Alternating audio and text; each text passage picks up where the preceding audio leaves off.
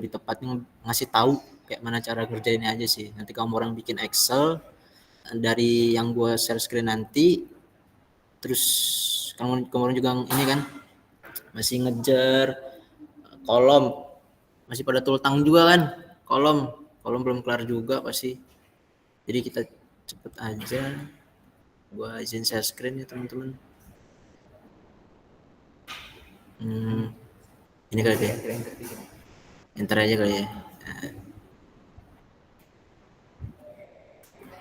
Oke, stasiun gue masih kelihatan. Gila, rajin-rajin banget coba. Oke, tolong dimulai ya ininya, di apa sih namanya, di record, tolong di record ini. Jadi gue langsung aja di sini. Jadi nanti kalian bikin sesuka kalian kayak mananya. Di sini rumus-rumusnya juga udah ada, nanti tinggal lihat recordan dari gue aja. Di sini ya kalian masukin lah bentang Y-nya, bentang X-nya, habis itu tebal platnya yang dari prelim, dapat dari prelim, habis itu lebar balok lantainya. Habis itu nah, kondisi tumpuan ini nanti kalau misalkan kita mau rencanain suatu plat lantai itu biasanya dimulai di pojok sini nih, atau enggak di pojok sini yang dilihat dulu pertama. Jadi gua pengen hitung sebelah sini dulu misalkan. Nah, inilah dapat gambarnya kayak gini. Jadi di sini nih baloknya nih, maksudnya ini menerus, bagian sini menerus, bagian sini menerus, ini tidak menerus, ya kan? Di sini. Nanti kalau misalkan kalian masih bingung, sebenarnya banyak juga di YouTube itu tutorial perhitungan slab beton, itu banyak banget, bisa dicari sendiri lah kayak mana nih nanti. Nah terus ini kan FC-nya yang kalian pakai. Habis itu ini beban mati ini nih yang udah dihitung di prelim sebenarnya nih. Ini prelim, ya kan, di prelim. Terus ini masukin bayi nih, ini dari ya kayak gini lah nanti buat direct.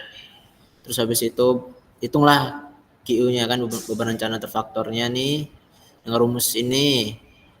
Habis itu, nah di sini nih, ini mau merencana akibat beban faktor ini pakai tabel ya teman-teman ya, pakai tabel nih. Nah sebelum itu kita lihat dulu rasio panjang lebar platnya nih, LY per LX1. Ini kan di sini dia ngitungnya, ini kan LY dibagi LX. LY-nya 2800 dibagi 2500, dapatlah 1,1. Nah jadi kalau misalkan di bawah 2 atau 2,5 itu nggak perlu pakai balok anak, jadi si pelatnya itu masih bisa nahan. Nah untuk ini CLX, CLE ini kita lihat tadi nih, itu kalian bisa cari di PBI. Di PBI itu kayak SNI gitu, PBI lupa gue, perancang bangun, sabar peraturan beton bertulang tahun 1971. Nah di sini kita lihat nih, ini kan yang garis-garis ini nih itu menerus, yang gak ada garisnya ini itu tidak menerus. Nah tadi kan kita ada di sebelah kanan ya, pengen kita cari tahu. Nah ini kan menerus, ini enggak nih, berarti kita pakai yang ini. Nih, kita lihat dari sini gambarnya. Nih, ini menerus, kelihatan nih menerus. Nah ini di pojok nih enggak nih, berarti di sini enggak ada garisnya. Jadi kita ambil yang ini, yang bawah ini.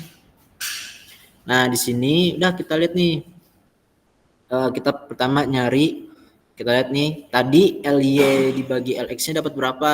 Dapat sekian nih, 1,1. Tadi dapat 1,1, kita lihat ke sini, udah kita ambil deh, masukin ke sini. Mana tadi? Nah, masukin ke sini. Ya kan, koefisien momennya segala macam masukin. Ini nanti tinggal dari recordan ini tinggal dicocokin lah yang mana nanti yang diambil. Udah habis itu hitunglah momen rencana maksimumnya. Nih, pakai rumus ini. dapat nanti pasti. Udah ikut-ikutin aja lah pokoknya. Nah, terus habis itu dicarilah yang paling besar, MU-nya yang mana. Berarti itu yang kita pakai. Sebenarnya MU ini cara nyari momen secara manual. Ada juga dia tuh pakai e-tabs. Jadi tuh itu beda lagi tuh cara ngitungnya. Agak sedikit beda cara ngitungnya. Itu bisa belajar ada di YouTube namanya 5 Minute Learns kalau nggak salah channelnya itu. Di situ tuh. Itu ada Excel juga yang dia cara ngitungnya pakai ngeluarin dari momen e-tabs. Udah dapet kan segala macam. Udah kita masuk ke perhitungan tulangan momen. Ini bisa di SS apa mau di record, dibahas sama orang lah. Ini kan. Nah, untuk FC ini kan udah ada nih, untuk FC di bawah 30 MPa itu pakai 0,85. Lanjut, terus menghitung rasio tulangan kondisi balance, faktor tahanannya segala macam. Ini udah ada rumus-rumusnya, ini nggak perlu gue jelasin lah. Tinggal ikutin. Nah, untuk B-nya ini emang secara peraturan untuk tinjauan lebar plat beton kita itu 1000 mm.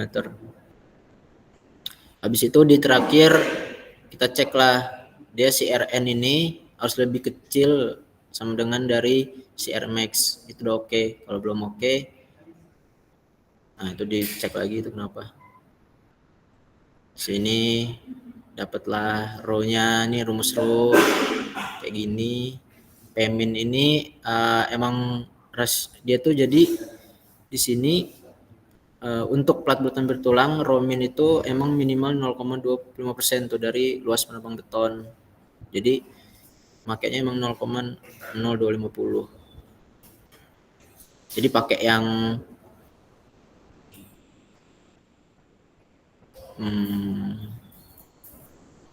ya inilah pokoknya pakai yang 0,0250 ya teman-teman. Pakai yang terbesar. Habis itu dapat tulangan diperlukan. Nah, ini mencari tulangan diperlukan. Untuk S-nya hampir sama kayak kemarin-kemarin tuh untuk nyari jarak ya teman-teman. Nah, kalau untuk tulangan plat beton itu kita pakai tulangan polos, baja polos. Untuk dimensinya, diameternya itu ini sebenarnya dari kemarin nih banyak yang nanya Mas Ian, dari mana nih Bang ngelihatnya? Itu ada di tabel. Katanya tabel kayak gini nih. Nih, tabel kayak gini. Ini nih ada di SNI. SNI ini nih. Tapi ini yang ulir, cari yang polos, ada berapa aja. Tinggal masukin. Deh. Terus kalau untuk si ininya, si selimutnya ini kalau di perhitungan itu tadi pakai 40 di sini dia. Pakai 40. Untuk sorry di sini. Batang dia tinggalnya di sini atau lebih kecil pakai 420 plat dinding tidak apa-apa cuaca. Atau di sini di mana ya? Di sini. Pakai aja 40 udah nggak apa-apa. Karena kayaknya semuanya sama deh. Kemarin prelimnya 125 atau ada yang lebih tinggi. Terus habis itu dari udah dapet nih kan ceknya nih aman nih. Udah terus kita langsung ke perhitungan lanjutannya. Ini rumusnya udah ada nih, Nah, untuk ES ini emang bajanya emang 200.000 ya teman-teman. 200.000. Terus ini cara ngitung momen inersianya. Ini rumusnya. Yang rumusnya kayaknya nggak perlu jelasin lagi. Ini tinggal di copy aja nanti. Tinggal dibuat aja sendiri. Terus faktor reduksi beban hidup 0,9. Q-nya segini. Nah, ini momen plat arah X-nya berapa nih panjangnya? Bentang arah X. Carilah sekian. Dibagi 40, batas unitatnya segitu berarti. Terus lanjut ke perhitungan momen inersia penampang plat. Ini ada rumus-rumusnya, tinggal diikuti, nanti dibuat sendiri. Ini lanjutannya. Pendapatan jangka panjangnya sekian, nah ini konversi. Nah untuk faktor ini nggak apa-apa, ikutin aja 2 koefisien perangkaknya. Kalau misalkan mau pengen nyari sendiri boleh, karena kita kan durasinya itu durasi panjang ya. Di sini dibuatnya 60 bulan atau lebih gitu. 2 deh paling panjang. Atau jarak 5 tahun. Nah, nilai totalnya sekian, rumusnya ini. Nah, terakhir cek lah, ada tinggal si total ini sama LX ini aman nih. S totalnya ini harus 0,946. Lebih kecil lah daripada LX dibagi 140. Kalau udah aman, ya aman. Udah kelar. Doang sih sebenarnya. Terus untuk gambar detailnya nanti itu kemarin tuh Pak Rahmat mintanya kayak gini sih. Kayak gini.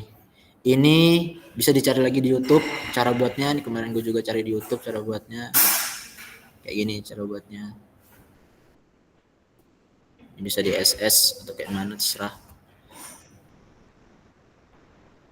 Terus sih cukup, udah gak lama-lama. Ada yang mau ditanyain nggak teman-teman?